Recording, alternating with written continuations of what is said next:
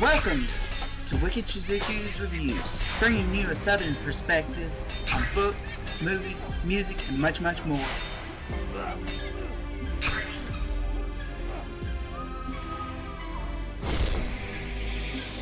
Stick around for a while, you just might hear something wicked.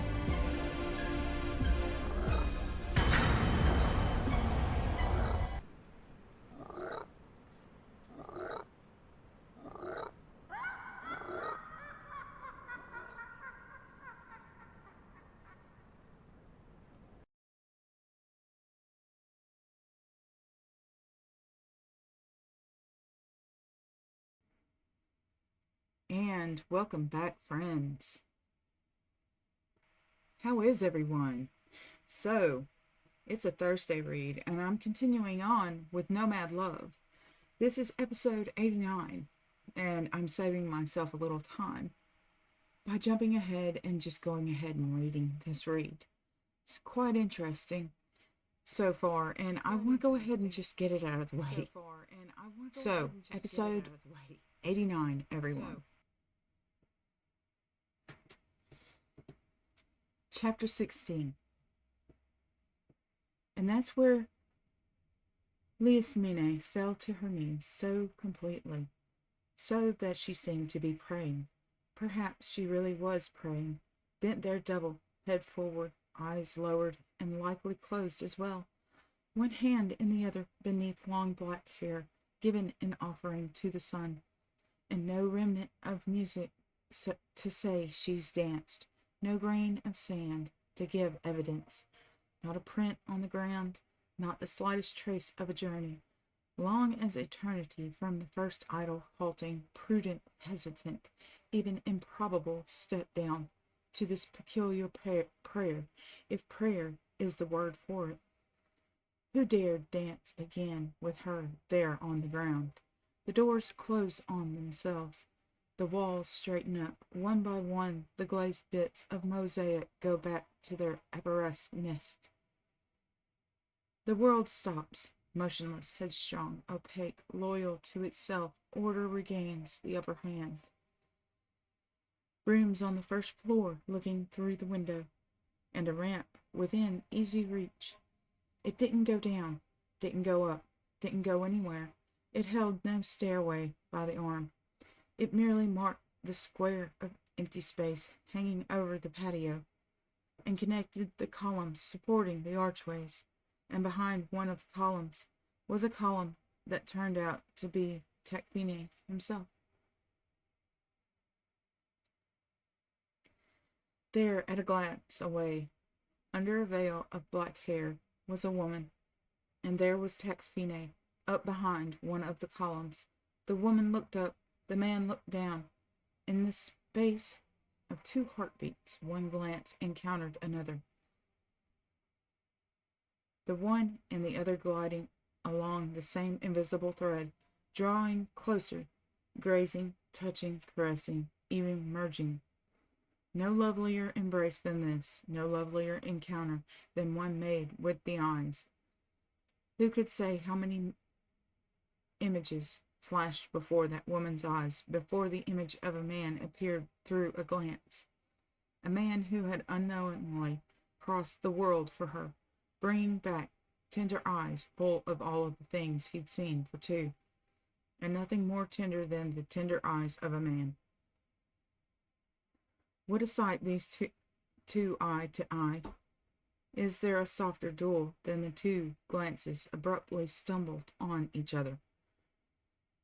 Not easy to hear their steps or see them arrive unless you're a bird in the sky, or an angel in heaven, or even a leaf hanging on a breath of wind. Perhaps God alone sees all this and measures the light, tiny, almost butterfly steps, drawing the eyes of these 2 closer like tightrope artists balanced on an invisible thread, more slender even than their eyelashes intermeshing. Liasmine had seen Takfine, and Takfine had seen Liasmine. I'm a seed at the mercy of a bird, she said. I'm a bird perched on a branch, he said. Then he spread his finger and let fall the reed pen. There was Lias Mine's feet, where Lias Mine's feet had danced. At no time did this man, propped against the ramp, manage to close his eyes. He did nothing but look the entire time and cry in the motionless way of an overflowing jar. A glance away was a beautiful woman, strangely beautiful, but what Tacfine saw just then was a man crouched on the sand, that voice saying, "The drawing you see here is a woman. Here are her eyes, and these strokes here tell us they're black, raven black, like plumage. If you want to keep this woman, you'll have to write her in ink. That's the only way you can find her again, young and beautiful as ever. Otherwise, the wind will carry off woman and beauty both. Her eyes will no longer be there to see, and the black of her eyes will find no place left to light." During all that time, propped against the ramp, Tacfine did nothing but cry as he'd never cried before. He who had seen fierce, ravenous, yet magnificent birds swoop down on a beast and put out its eyes, shatter its skulls, tear apart its heart, who had seen old people abandoned on the trail, drained, exhausted, defeated, half buried in the sand like the trunks of dissected trees, with that resigned air of the vanquished, who had seen children die of hunger on their mothers' backs, no chance to ever tread the desert, or even to say mama. He who had seen all that without once crying was crying now, letting his fierce, ravenous, yet magnificent tears swoop down one after the other on this woman, with the simplicity of a line connecting two dots. He might have been crying to point her out with his tears, or perhaps he was trying to touch her with his eyes. Lias Mine took a few steps, tilted her head back slightly, went on a bit more until she felt a man's tears splash her face. Something to see this woman crying with another's tears, because she herself didn't have any, had never had them. In fact, the desire to cry at times, yes, often even, but not the tears. No one had ever once seen her cry. Maybe she was one of those who didn't know how, or who don't cry with their eyes. Perhaps it was some condition she'd been born with, or maybe it was just that no one had ever taken the trouble to fill her eyes. Lias Mine took another step to reach the scarf she'd untied and thrown to the ground, and which had not taken part in the dance. She slipped it forward with the tips of her toes until it grazed, touched, and then covered up the reed pen the man had let fall. Then she closed her eyes and started to walk, scarf in hand, eyes closed, the vertigo of encounter hitting her harder than the giddiness of the dance. Long black hair thrown over a red caftan, endless red with the little fringe sewn in gold thread, finishing off in red. Deep red and gold, like a flower, a plant uprooted from some garden. Eyes closed, she walked the tiled floor, magnificent, advancing like a flower among the flowers, only more beautiful, more exceptional than the rest. She climbed the steps one by one, leaning on the ramp, slid her hand along the wall, trailed her fingers over the shuttered door, stopped a moment, lifted the veil, velvet on silk, white on white. She bowed, slightly, straightened lightly, freed the veil, entered the room, looked for the bed, found it, and lay down. The eyes of a man closed into her own. The eye always had a lid under which to hide, lashes flickering, blurred glance, slight bow. The lover's eye withdraws, no longer needing to see. Anyone else seeing those eyes would have given them leave to have look around. Even Lias Mine was not the type to hold things captive. All sorts of images flashed by her, all eventually disappearing for good. One had to make room, after all, for the ones to follow, to clear your eyes in order to go on seeing. But it wasn't just any image Liasmine's eyes had picked up that day. She had never seen love before, had never once seen what it looked like. And what she had there now in her eyes was at the glance of a man who had crossed the world for her and brought it back for her in his tender, tender eyes. All right, continuing with chapter 17, 18.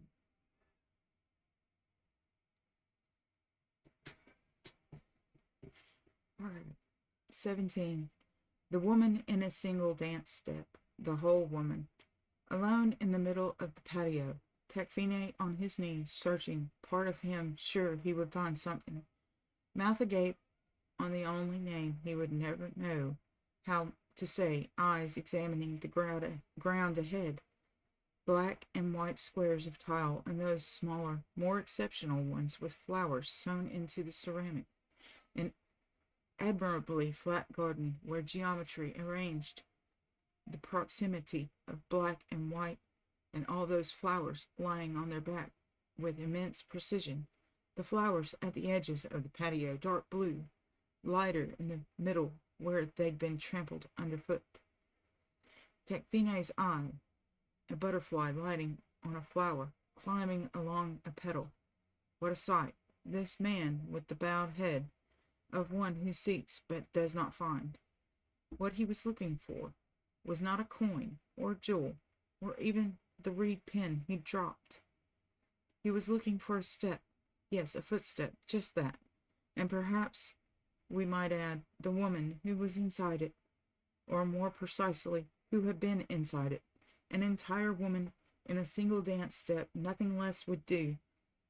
Fine, we know now it wasn't really the footstep he was after, not exactly. He wanted the woman that was inside it, the one who'd watched him crying and then vanished. With a man's tears, his tears, on her closed lids, he found nothing better to get over this absence, eyes on the ground. He was here to look for some proof, a sign, a trace, the residue of a woman. He hoped to seize what was left of her here in the patio where she'd danced, and then flown with the sound of wind. He wanted to locate one of her steps, just one among the many scattered round the patio in an elegant, precious, fragile, invisible embroidery of curves, pauses, absences, returns, and everything a dancing body is capable of. A step, just one, and already it's the start of a woman. It would begin there, where the others finished, and he'd hoped to find one of these steps to put his foot into. You might almost say to try it on. That's how he might brush close to that woman, touch her even, in the most beautiful, most tender, most fortunate way imaginable. It would only be once, only a little, a moment of nothing, but from a simple footprint he might figure out a way to get to her. But for all Tacfine's searching, he'd found nothing, not a hint of a woman.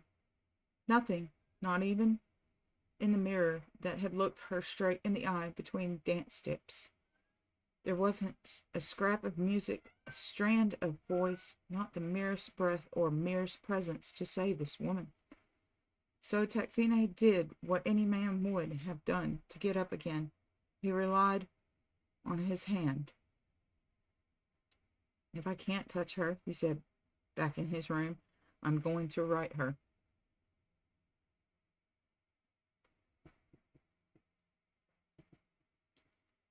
"18. Tacfine lightly raised the sleeve of his jabella, wool and linen thread, white on white. He raised one sleeve only lightly. He set the ink pot aside, and he dipped his pen in a glass of water. 3 little pecks of the nib. 3, no more, no less. Enough, anyway, to give the reed a drink. His pen coursed the page from end to end, as if trying to erase the last glimmers of day. Reed in hand, Tacfine wrote, loading one letter, then another, then still more with vowels. Certain vowels joined the writing like bird flight, whereas others swam under its hull. Little fish in the water. Borne noiselessly by the pen, the bare hand left its trace, drawing a line, a loop, setting down dots with immense precision. Sleeve lightly raised above the wrist of his hand went down the twisting but foreseeable path of the alphabet. Followed the unchanging geography of letters, yet to see it back up, step back to grab a vowel in flight, fatten a bony letter or hollowed curve, wrap up a stroke, bandage a broken line. To see the hand going back and forth that way, you'd think it's hesitating, still searching, that it's taken the wrong road, lost its way. Vowels, dots, fragments of letters, slender threads of ink, dust of words, pus of broken strokes. So many detours to take before the letters make up their minds to get back in line. So many excuses offered a writer's hand to backtrack. Tacfine wrote, and the words walked on, one in front of the other, one inside the other, and each word, each letter, each sign, the least fragment of script, preserved the tracks of its journey behind it, a trail entirely drawn with water, a trail that immediately disappeared. Look, the hand writes and water erases, nothing left, not a sign, not the slightest memory of a passage, as if no hand had passed by there at all. It's simple. What the hand discovers, water covers. Water is the perfect refuge for those who wish to keep a secret, for those trying to deceive their own blinded eyes, even in broad daylight. Yes, water covers, hides, removes, erases, devours words. How then resist the temptation to write without leaving a trail, without being caught? Because water on white paper is in fact a lot of white at the same time, more than enough to whitewash all the whiteness there is.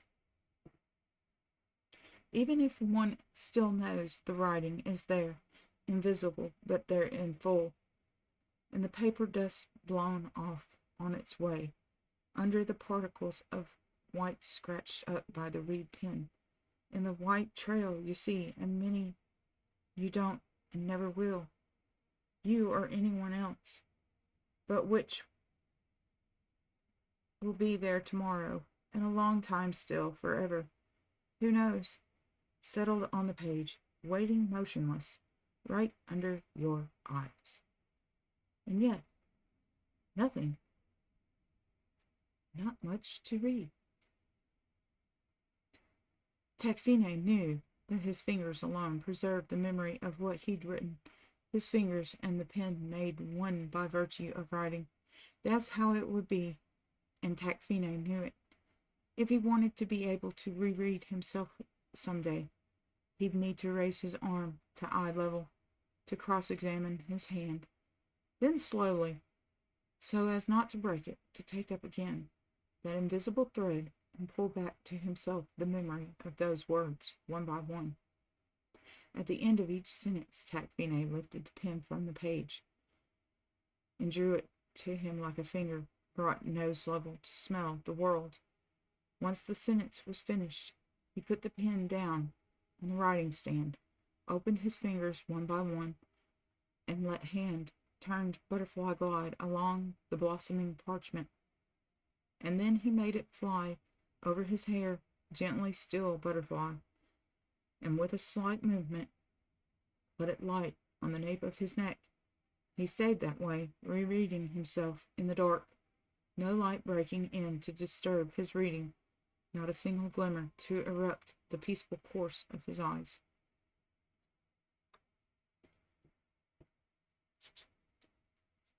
And that is chapter 16 through 18 of Nomad Love. And I hope you found this enjoyable, and if you a little bit of educational. Um, if you enjoyed it though, could you give me a like, subscribe, and share? And if you have any questions, leave them down in the comments, and I'll get back to you.